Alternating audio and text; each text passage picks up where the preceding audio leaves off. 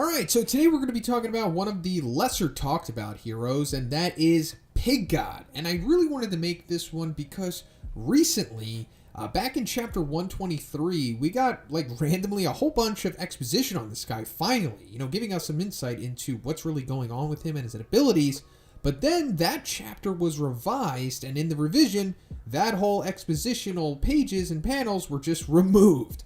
So I'm not sure if that's going to come back at a later point. I certainly hope it does, but that just means that anyone who is anyone reading that chapter, or anyone who's going to read it once it is released in its volume, will not know about these intricate details about Pig God. So I want to put that out there in this video and just go a little more into him. So before we go into the abilities and all of that new stuff, let's just establish him as a character first of all. So he is the S-Class rank 10 hero, and apparently the Hero Association coined his name because he reminded them of a vindictive god, because some legends and lore or just history in general have them eating humans and just mass amount qualities of food or whatever. But yeah, and him being mass eating like a pig kind of does, you get Pig God. So pretty cool name in my opinion. Now also apparently this guy is a legend in the obese community. And that's kind of cool. Everybody has their own mascot, and all of the heroes kind of target their own individual demographic, so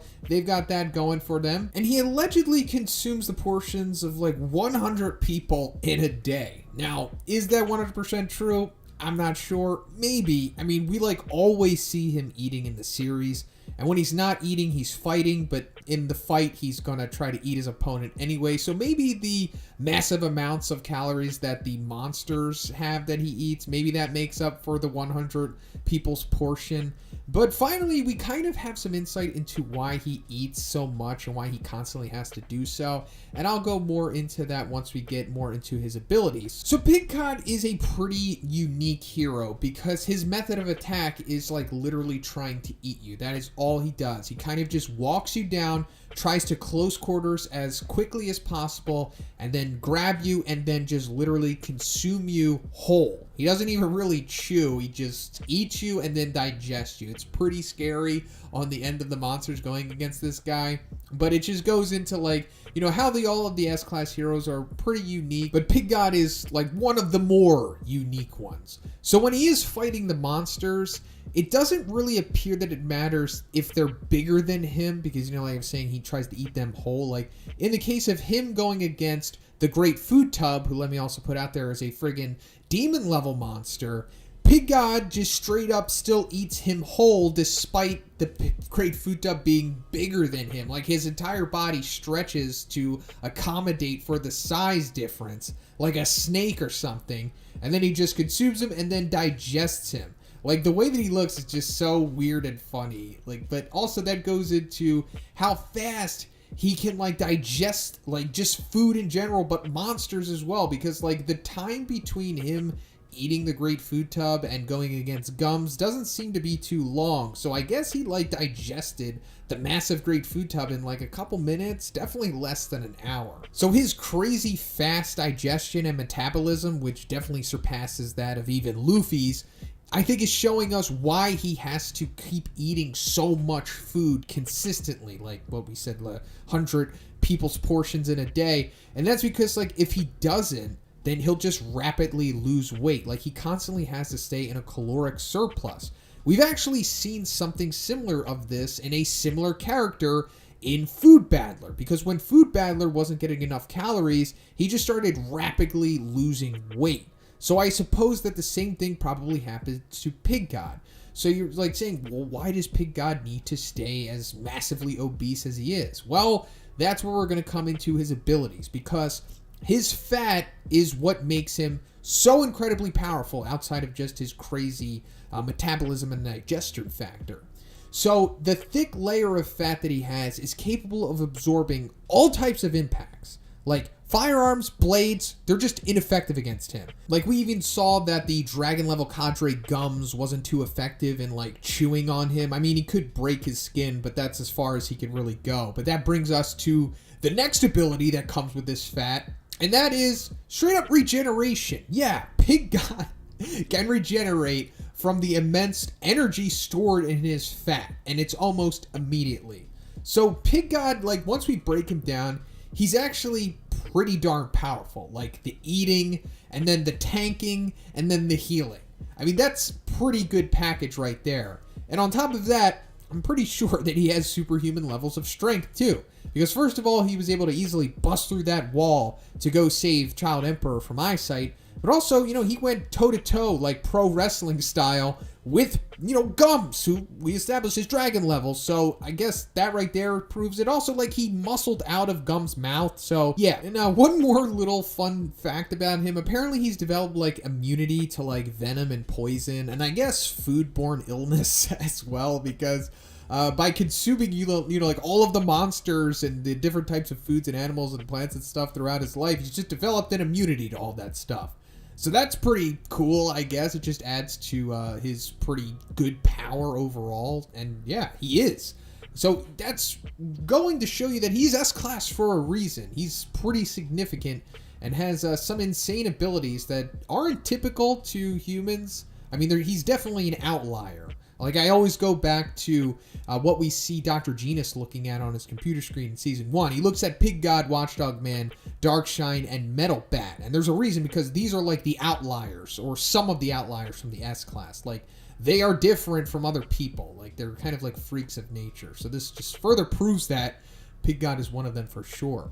So that's pretty much it for him for now. In the manga, that is. We can go a little deeper into Pig God, but I'm going to have to go into webcomic spoilers. So if you don't want to know what's going to happen in the story, I suggest you check out now. So unfortunately, Pig God never really gets his big comeuppance in the Monster Association War. As far as we know, he is defeated by Gums, and he never goes on to like get revenge against him or anything, or ever really get another big win outside of the Great Food Tub. But that doesn't mean that he's useless. He does do some significant things, and it gives us more insight into him as a character. Like, he's a pretty good guy. Like, he goes out of his way to save multiple of the heroes, like such as Atomic Samurai's disciples, in throughout the war and stuff like that. And he's also willing to just straight up give his life to save the world with like his secret ability, which we'll talk about. But outside of that, Pig God, I like I've been saying, I still think that his time has yet to come, and it more so falls into that secret ability that I was talking about. So let's just talk about that real quick. So, during the Monster Association War, when things are looking really bad, Pig God infers that he has some kind of like god-busting thing, like something that could take care of Shibawa's prophecy, which is, allegedly going to be its national level god. Now, I made an entire video dedicated to this subject, breaking it down, what it could be. So please check out that video. I'll have it linked at the end of this one. But we also see more of Pig God's character, like, after the war is over, because he voluntarily, like, goes back to the battlefield, like, while he's recovering, just leaves the hospital, goes back to make sure that evil natural water is, like, taken care of, and then he, takes care of him himself. And then that one A-class hero, Air, comes with them and is, like, talking crap on Pig God, and then he gets shot in the neck by the evil natural water. And then Pig God selfishly is like, hey, you should take care of that guy first, even though Air was talking crap on him. So like I said, Pig God is a solid guy. He is a, morally right dude.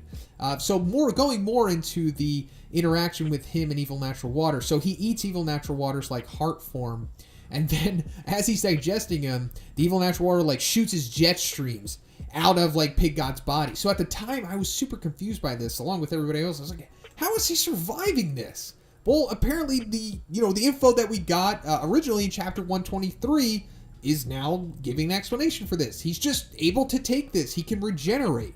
Now, it's not exactly explaining like his organs getting pierced and stuff like that, but I guess, I don't know, the fat, it's somehow like healing his organs as well too. I don't know, there's more layers to Pig God.